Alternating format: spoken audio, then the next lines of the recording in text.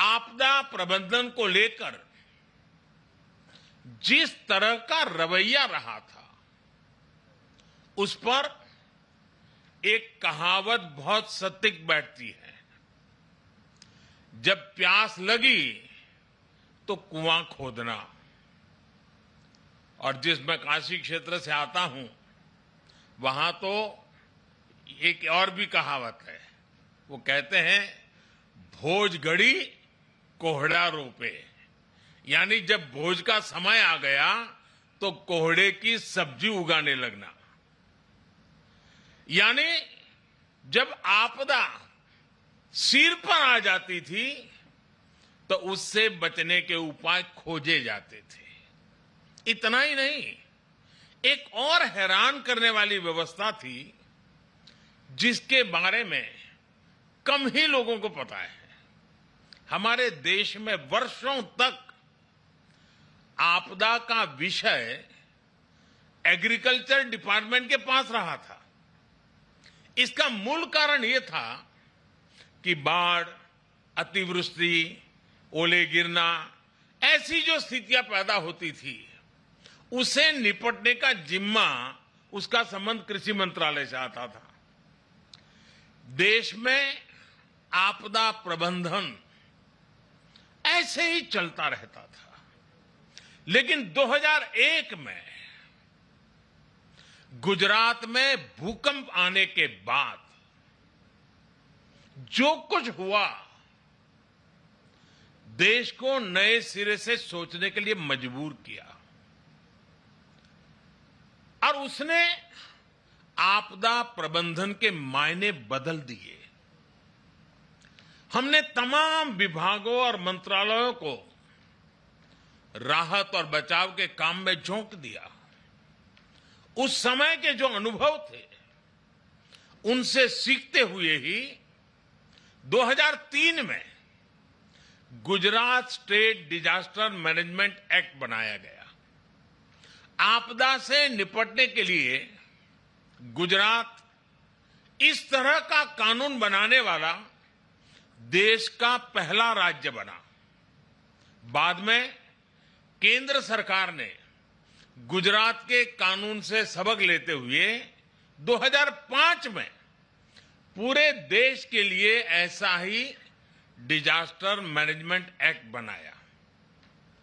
इस कानून के बाद ही नेशनल डिजास्टर मैनेजमेंट अथॉरिटी, उसके गठन का रास्ता साफ हुआ। इसी कानून ने कोरोना के खिलाफ लड़ाई में भी देश की बहुत मदद की।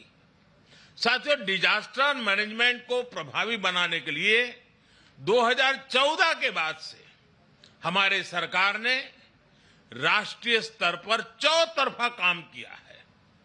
हमने रिलीफ, रेस्क्यू, रिहेबिलिटेशन, उस पर जोर देने के साथ साथ ही रिफॉर्म पर भी बल दिया है। हमने एनडीआरएफ को मजबूत किया, उसका आधुनिकीकरण किया, देश भर में उसका विस्तार किया, स्पेस टेक्नोलॉजी से लेकर प्लानिंग और मैनेजमेंट तक बेस्ट पॉसिबल प्रैक्टिसेस को अपनाया। हमारे एनडीआरएफ के साथ ही सभी राज्यों के एसडीआरएफ्स और सुरक्षा बलों के जवान अपनी जान की बाजी लगाकर एक एक जीवन को बचाते हैं। इसलिए आज ये पल इस प्रकार से जान की बाजी लगाने वाले, औरों की जिंदगी बचाने के लिए खुद की जिंदगी का दांव लगाने वाले, चाहे वो एनडीआरएफ के लोग हो, चाहे एसडीआरएफ के लोग हो, हमारे सुरक्षा बलों के साथी हो, ये सब के सब उनके प्रति आज आभार व्यक्त करने का, उनको सैल्यूट करने का ये वक्त है। साथियों, अगर हम अपनी व्यवस्थाओं को मजबूत करते चलें तो आपदा से निपटने की क्षमता दिनों दिन बढ़ती चली जाती है। मैं इसी कोरोना काल के 1-2 वर्ष की बात करूं तो इस महामारी के बीच भी देश के सामने नई आपदाएं आकर खड़ी हो गई। एक तरफ कोरोना से तो लड़ाई लड़ी रहे थे, अनेक जगहों पर भूकंप आए, कितने ही क्षेत्रों में बाढ़ आई, उड़ीसा, पश्चिम बंगाल समेत पूर्वी तटों पर साइक्लोन आए, गोवा, महाराष्ट्र, गुजरात, पश्चिमी तटों पर भी साइक्लोन आए। पहले एक एक साइक्लोन में सैकड़ों लोगों की मृत्यु हो जाती थी, लेकिन इस बार ऐसा नहीं हुआ। देश ने हर चुनौती का जवाब एक नई ताकत से दिया। इसी वजह से इन आपदाओं में हम ज्यादा से ज्यादा जीवन बचाने में सफल रहे।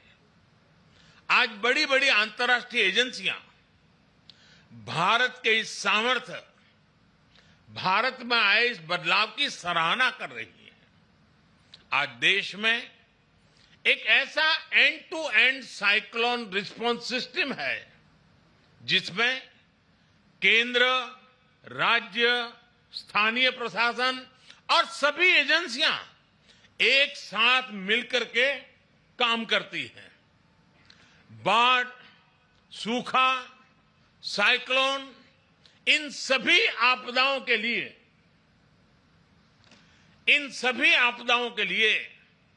वार्निंग सिस्टम में सुधार किया गया है।